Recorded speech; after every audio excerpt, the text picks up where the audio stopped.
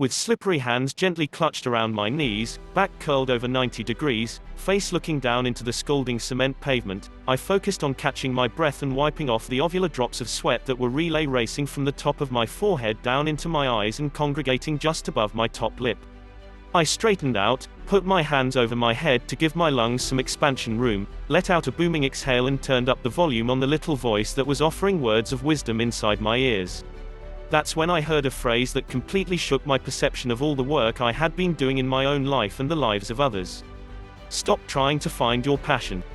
I took my phone out of my damp pocket, wiped off the screen with the one remaining dry spot on my shirt, and I pressed the 15-second rewind button to ensure my ears did not deceive me.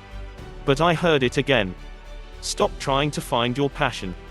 The Starving Artist. These words were spoken by Elizabeth Gilbert, acclaimed author of Eat, Pray, Love, during a session of Oprah's Super Soul Conversations at UCLA. Liz Gilbert is somebody who accurately portrays the story of the starving artist, waiting tables into her 30s, struggling to write the next great American novel. One day people fell in love with her work and she became a tremendous success. Now she lives happily ever after. For years, Liz told that story on stage, driving home the message of how through everything, she never stopped writing, she never stopped pursuing her passion. For years, people welcomed her message with open arms. For years, she truly believed that this was the formula for creative freedom. Until one day, that all shattered right in her face. The prolific author flew to the other side of the world to give a speech in Australia, where just like any other talk she ever gave, she would speak about her journey, and her incessant belief that in writing Eat, Pray, Love, she was following her passion to be a writer. After Liz delivered this speech, however, she was surprised to receive a letter from a disgruntled fan that read something like this, and I am paraphrasing here from the podcast episode one listened to. Dear Liz, I came to your talk so invigorated and ready to change my view of the world and my place within it. I sat in my chair, and I listened. And I listened. And I listened.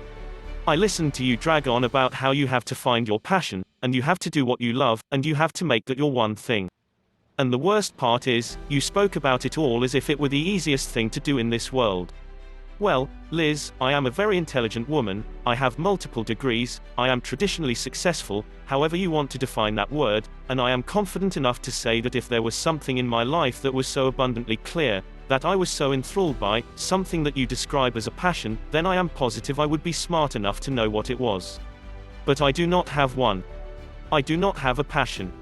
And, you know what, Liz, walking away from your speech, it was actually the worst I have ever felt, because I felt like there was something wrong with me for not being able to understand the feeling that you were talking about on stage. Searching for this passion has caused me more stress and anxiety than anything else in my life. Sorry for this rant, I am sure you are a very nice person and didn't mean to personally offend me. Thanks, and have a great night. With a stinging message like this, Liz Gilbert decided to reevaluate what passion meant to her, and what it should mean in people's lives, because she couldn't help but agree. Oftentimes, people feel stressed about finding their passion, and when they can't unlock it, it causes severe pain and anguish. With that in mind, she changed her stance. Stop trying to follow your passion. Instead, explore your curiosity. How then, do you explore your curiosity? Ultimately, it all comes down to these three questions. 1. What kinds of articles, videos or people grasp my attention? Exploring your curiosity is about a simple head tilt. That's all it is. What topic do you hear about that moves your chin 1 inch to the side, makes your eyes squint, and tilts your head ever so slightly?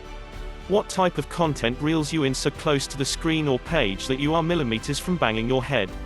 This is curiosity. When something gives you this feeling, that you just want to lean in a little bit closer, dive a little bit deeper, learn a little bit more, this is when you have found something that truly piques your interest. 2. What would I like to do more of? This comes from an asset-based approach. Rather than focusing on what you are missing or what you don't have, focus on what you do have. Maybe your purpose is something that you are already doing, but you can't fully unleash it because you don't have the time or the resources. If you think about everything you do in your life, and you ask yourself, what do I want to do more of? Then you will begin to realize what it is that needs to be implemented into your day-to-day life. 3. If I had zero preparation for a 30-minute assessment in which all I had to do was talk about one topic, what topic would I choose? This is my favorite question of all. Think long and hard about this one, because this question truly reveals what comes most naturally to you. What energizes you? What ignites your fire? What can you talk about for hours and hours while losing track of time? What do you talk about with your friends that you don't even think about as a passion or purpose? Once you can answer this question, you are on the right track to discovering purpose.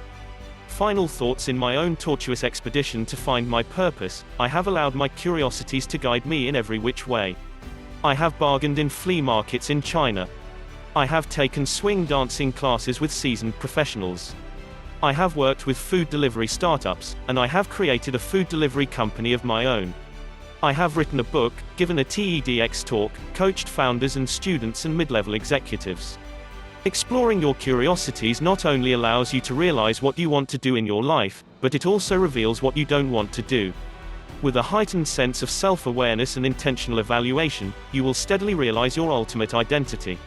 I have discovered in my own life that for me, my purpose is about 3 concepts rather than any specific thing that I do. Add value to others without expecting anything in return. Build and grow something from the ground up. Focus on creating and maintaining relationships. My purpose is so much more about my why than my actual what. So long as I am pursuing something that satisfies these 3 key principles, I feel that I'm living a life of meaning. As I listened to Elizabeth Gilbert speak about this highly unconventional concept, a freeing feeling came over my body. I stopped panting, the sweat droplets began to disappear, I put my right foot in front of my left, and I continued on my run.